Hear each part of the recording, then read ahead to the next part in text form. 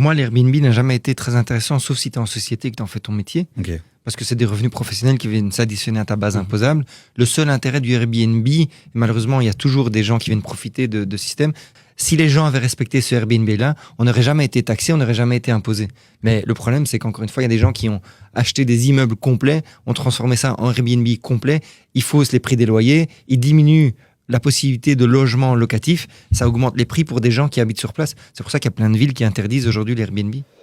Yes, alors il est certain qu'aujourd'hui, 98% du parc immobilier en Airbnb est clandestin. Ça veut dire que c'est pas légal d'avoir son Airbnb si vous avez un bien qui est répertorié urbanistiquement comme résidentiel et qu'il n'a pas été déclaré. Aujourd'hui, le code du logement à Bruxelles nous dit qu'effectivement, on ne peut pas passer un logement qui est résidentiel vers un logement touristique. Donc, c'est clair que Ken a raison. Il y a beaucoup de personnes qui font du Airbnb à Bruxelles et en Wallonie qui ne sont pas dans la légalité. Maintenant, j'aimerais vous dire qu'il y a deux choses principales à comprendre si on veut réaliser du Airbnb de manière légale et rentable. La première, c'est effectivement la partie purement fiscale. Que ce soit en société ou en privé, quoi qu'il arrive, il faut être légal. Donc, sur la fiscalité, il n'y a pas de zone d'ombre. Que ce soit en société ou en privé, on peut le faire. Il faut juste régler le point numéro 2, qui est la légalité de mon logement.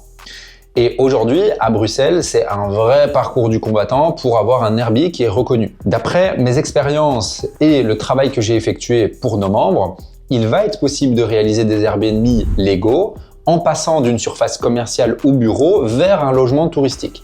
Mais ça va vraiment dépendre des communes. Donc, pas facile, je suis d'accord avec Ken, mais si on se retrousse les manches, qu'on appelle les communes, qu'on appelle les urbanismes et qu'on tente des projets, on va pouvoir à un moment donné ouvrir une porte. Ce qui va vraiment se passer pour que vous compreniez, c'est que les institutions européennes, à un moment donné, c'est en train d'être discuté, vont nous demander un numéro d'identification pour être sur les plateformes. Et étant donné que vous n'êtes pas légal, vous n'allez pas pouvoir l'avoir si votre bien immobilier est un bien appartement, maison, qui est ce qu'on appelle du résidentiel.